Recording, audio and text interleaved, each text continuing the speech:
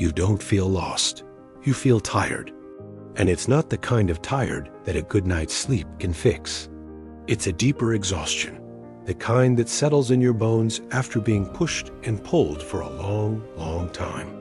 Every night, almost like a reflex, you reach for your phone. But you're not just trying to waste time or escape from your day. You're searching for something. You're looking for motivation, for a sense of direction, for anything that will give you the strength to keep moving forward. As you scroll and watch, for a moment, something lifts. The weight on your shoulders feels a little lighter. You feel focused, maybe even hopeful. The video you're watching fills you with a sense of purpose, a jolt of energy. It feels good.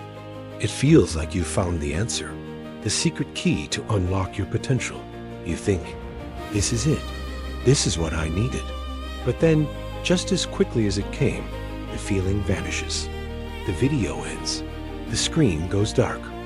And suddenly, the room is quiet again. The silence is heavy. What's left behind isn't panic or despair.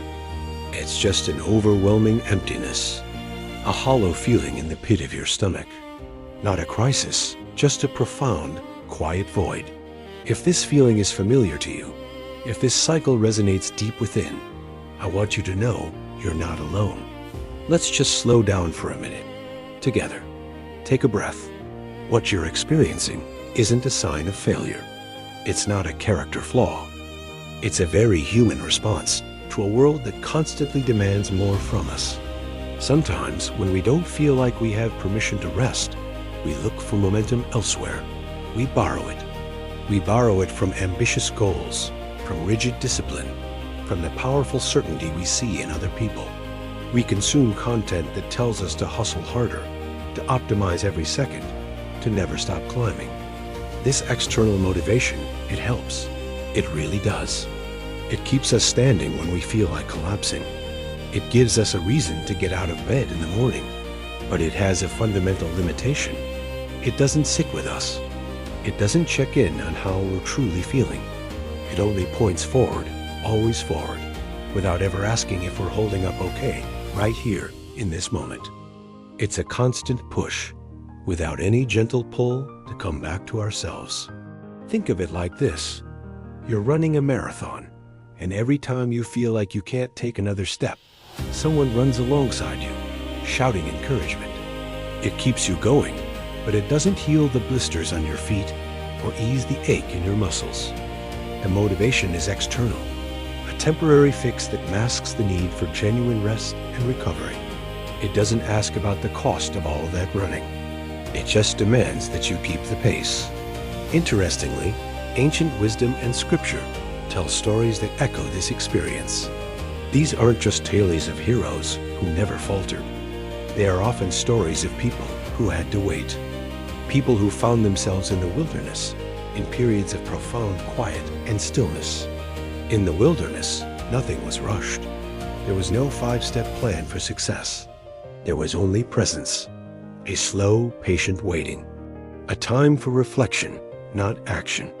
It was in that space of not doing that they found their strength renewed. Consider the psalmist who asks his own soul, "My soul, why are you downcast? Why so disturbed within me?" This wasn't a scolding. It wasn't a command to snap out of it. It was an act of gentle inquiry, an expression of companionship with his own inner state. He was acknowledging his weariness, sitting with his sadness, rather than trying to power through it or shame himself for feeling it. He was offering his own soul the company it needed. And maybe that's the shift we need to make. Maybe this feeling of emptiness isn't a problem to be solved with more motivation or another productivity hack. Maybe it's a space that simply needs company, your company. It's a quiet invitation to turn inward, to ask yourself with kindness, why are you so tired? And to listen, really listen, to the answer without judgment. This process isn't about giving up. It's about tuning in. It's about recognizing that true, sustainable strength doesn't come from an external push, but from an internal wellspring of self-compassion and acceptance. It's about learning to be with yourself in the quiet moments, especially when they feel empty. Because it's in that emptiness that we can finally hear what we truly need. It might not be another goal. It might just be rest. If this conversation feels like a place you want to stay a little longer, if you feel a pull to explore this idea of finding strength in stillness rather than striving, the full discussion is available. There's more to unpack, more to understand about this journey. But please feel no pressure.